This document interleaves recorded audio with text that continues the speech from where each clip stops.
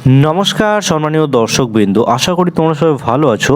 বন্ধুরা, আজকে আমি তোমাদের সামনে একটি বড় আপডেট দিতে চলেছি, যেটা হচ্ছে WBP constable final merit list সম্বন্ধিত আপডেট আমি দেবো।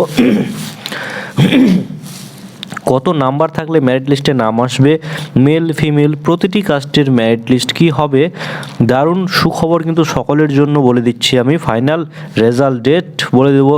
ডাব্লিউবিপি নতুন ভ্যাকেন্সি কবে আসবে, কতগুলো আসছে, সেগুলো আমি নিয়ে আলোচনা করব ভিডিওটিতে। তো ভিডিওটি তোমরা শেষ অবধি অবশ্যই দেখবে, এবং চ্যানেলে যদি নতুন হয়ে থাকো তাহলে চ্যানেলটি কিন্তু অতি অবশ্যই সাবস্ক্রাইব করে নিয়ে বেল বাটনটি কিন্তু অন করে রেখে দেবে। তো চলো বন্ধুরা, এর যে আপডেটগুলো সেগুলো আমি তোমাদের সঙ্গে শেয়ার করব। তো প্রথমেই আগে বলে দিই, এখানে যে টোটাল ভ্যাকেন্সি ছিল, এই টোটাল ভ্যাকেন্সি কিন্তু 11,749টি ছিল, যার মধ্যে থেকে কনস্টেবলের ভ্যাকেন্সি ছিল 8,212টি এবং লেডি কনস্টেবলের ভ্যাকেন্সি রয়েছে 3,537টি। এই ছিল টোটাল ভ্যাকেন্সি। এই টোটাল ভ্যাকেন্সির মধ্যেই কিন্তু এখানে shortlisted for PMT PT test, যার মধ্যে থেকে এখানে মেল ক্যান্ডিডেটদের ডাকা হয়েছিল পিএটি বা পিএমটি টেস্টের জন্য, সেটা হচ্ছে 42,055 জনকে, এবং শর্ট লিস্টেড ফিমেল ক্যান্ডিডেটদের ডাকা হয়েছিল 18,133 জনকে। এর মধ্যে থেকে কতজন পাস হয়েছে সেটা আমি বলবো। তো female qualified to PMT PT test, সেটা হচ্ছে 4,146 জন কিন্তু কোয়ালিফাই করেছে মাঠে। তো এখানে যে কাট অফ গিয়েছিল মাঠে দৌড়ানোর জন্য, সেটা হচ্ছে কি নাম্বার অফ ভ্যাকেন্সিস ইউআর ক্যান্ডিডেটদের নাম্বার ছিল হচ্ছে 360টি, যেখানে এক্সাম কাট অফ গিয়েছিল যেটা প্রিলিমিনারি এক্সাম সেটা হচ্ছে 36, এবং এসসি ক্যান্ডিডেটদের ক্ষেত্রে 288টি ভ্যাকেন্সি ছিল, যার কাট অফ কিন্তু গিয়েছিল 26.25। ঠিক আছে, এবার ইউআর এবং এসসি এগুলো তোমরা দেখতে পেয়ে যাচ্ছ। তারপরে বলে দিচ্ছি, এসসির কাট অফ 288, যেটার কাট অফ গিয়েছিল 26.25, এবং এসটি হচ্ছে 72, যার কাট অফ গিয়েছিল কিন্তু 27.25। ওবিসি এ 108টি ভ্যাকেন্সি ছিল, এখানে কাট অফ হচ্ছে 24.75। ওবিসি বি 108 ভ্যাকেন্সি, যার কিন্তু কাট অফ গিয়েছিল 27। এটা কিন্তু বলে দিচ্ছি আমি যে তোমাদের পিইটি বা পিএমটি টেস্টের জন্য কিন্তু কাট অফ যেটা জারি করা হয়েছিল সেটা নিয়ে। তো সমস্ত বিষয় আমি বলে দিলাম। এরপরে রয়েছে male candidate for PMT PT qualified, সেটা হচ্ছে 14,000 থেকে 15,000, মানে 14,000 সামথিং কিন্তু ক্যান্ডিডেট কোয়ালিফাই করেছে পিইটি টেস্টে। তো এখানে নাম্বার অফ ভ্যাকেন্সিস কতগুলো ছিল, 840টি ভ্যাকেন্সিস ছিল ইউআর ক্যান্ডিডেটদের, যাদের কাট অফ গেছে 48.50। এবার এসসি ক্যান্ডিডেটদের ভ্যাকেন্সি ছিল 672টি, যার কাট অফ কিন্তু গেছে 39.25। এসটি ক্যান্ডিডেটদের ভ্যাকেন্সি ছিল 168টি, যার কাট অফ গেছে কিন্তু 42.50। এই ছিল পিডি টেস্টের জন্য।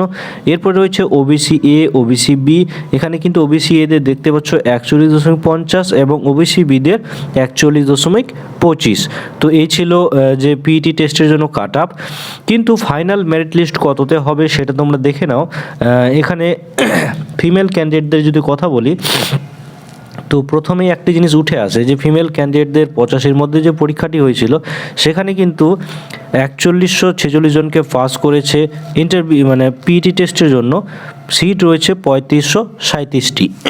তো এখানে ইন্টারভিউতে যে 15 নাম্বার রয়েছে, 85 নাম্বার তো রিটেন টেস্ট হয়েছিল এবং 15 নাম্বার ইন্টারভিউ। তো রিটেন টেস্টে যে রয়েছে সেটা হচ্ছে ইউআর ক্যান্ডিডেটদের 36 নাম্বার রিটেন টেস্টে কাট অফ গিয়েছিল, এবং 10 নাম্বার যদি অন অ্যান অ্যাভারেজ দেয় সকলকে তাহলে 46 নাম্বার যায়। তো যারা একটু বেশি নাম্বার পেয়ে পাস করেছে, ধরে নাও 46, 47, 50, 52, তাদের নাম্বারটা তো এগিয়ে যাবে, তাই না? তো এরকম করে কিন্তু সকলের নাম্বার এগোবে।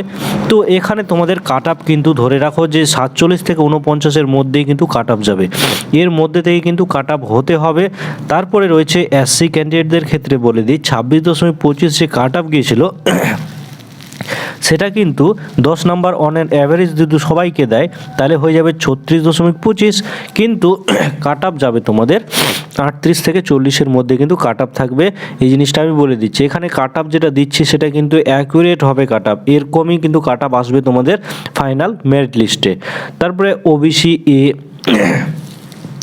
ওবিসি এ ক্যান্ডিডেটদের দেখতে পাচ্ছ 24.75, এখানে 10 নম্বর অন অ্যান অ্যাভারেজ দিলে 34.75 হয়ে যাচ্ছে, যার দরুন কাট আপ কিন্তু এখানে জারি হবে 35.75 থেকে 37 নাম্বার কিন্তু কাট আপ জারি হবে।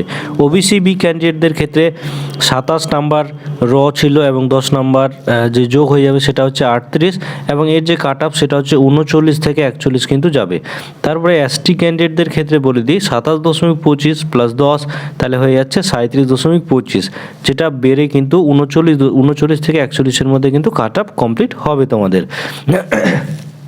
Final merit list category wise এটা মেল ক্যান্ডিডেটদের ক্ষেত্রে যদি বলে থাকি, তাহলে এখানে টোটাল যে কোয়ালিফাই হয়েছিল পিইটি টেস্টের জন্য সেটা হচ্ছে 14,000 সামথিং ক্যান্ডিডেট পাস হয়েছিল 8,212টি সিটের জন্য।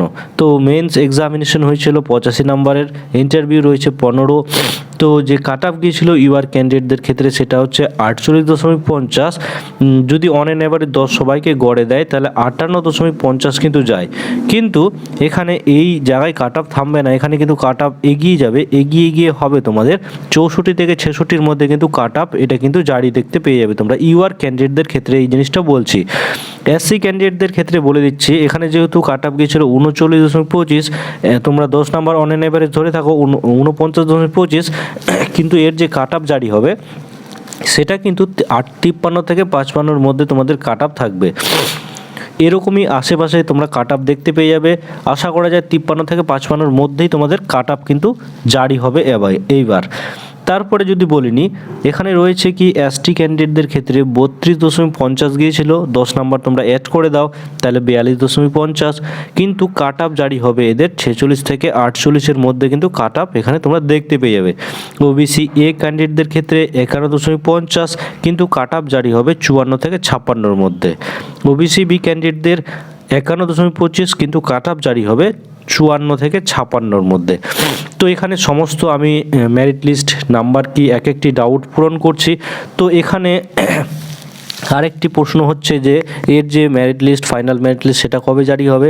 তো প্রথমেই বলে দিচ্ছি, এর যে ইন্টারভিউ শুরু হয়েছে সেটা কিন্তু 27 জানুয়ারি থেকে শুরু হয়েছে, যেটা চলবে কিন্তু 17 ফেব্রুয়ারি। তো এর মধ্যে থেকে সমস্ত ইন্টারভিউ এবার কমপ্লিট করা হবে, এক এক করে ভালোভাবে করা হচ্ছে। তো এটা যখন কমপ্লিট হয়ে যাবে 17 তারিখের পরেই কিন্তু এর নেক্সট আপডেট পাওয়া যাবে, যেখানে কিনা তোমাদের যে ফাইনাল মেরিট লিস্ট সেটা কিন্তু খুবই দ্রুত এখানে জারি হয়ে যাবে। যদি তোমাদের ইন্টারভিউ ঠিকঠাক করে কন্ডাক্ট করা হয় তারপরে কিন্তু ফাইনাল মেরিট লিস্ট জারি করতে এরা কোনো রকম দেরি করবে না। তো তারপরে তোমাদের যেহেতু নতুন রিক্রুটমেন্ট, তোমাদের সমস্ত কিছু আরও প্রসেসিং রয়েছে, সেগুলো কমপ্লিট করে নিয়ে তোমাদের কিন্তু নিয়োগ প্রক্রিয়া খুব দ্রুত কিন্তু এখানে দেখতে পেয়ে যাবে। তারপরে কথা আসি যে নতুন ভ্যাকেন্সি নিয়ে। তো এটা যখনই কমপ্লিট হয়ে যাবে তারপরে কিন্তু নতুন নোটিফিকেশান জারি করা হবে নতুন রিক্রুটমেন্টের জন্য। তো খুব দ্রুত সেটারও অফিসিয়াল নোটিফিকেশান চলে আসবে। তো আশা করা যায় তোমাদের সমস্ত ডাউট আমি ক্লিয়ার করতে পেরেছি, সমস্ত আপডেট দিয়ে বুঝাতে পেরেছি। তো ভিডিওটি যদি তোমাদের ভালো লাগে তাহলে অতি অবশ্যই লাইক করবে, চ্যানেলটিকে সাবস্ক্রাইব করে দিয়ে বেল বাটনটা কিন্তু অন করে রেখে দেবে।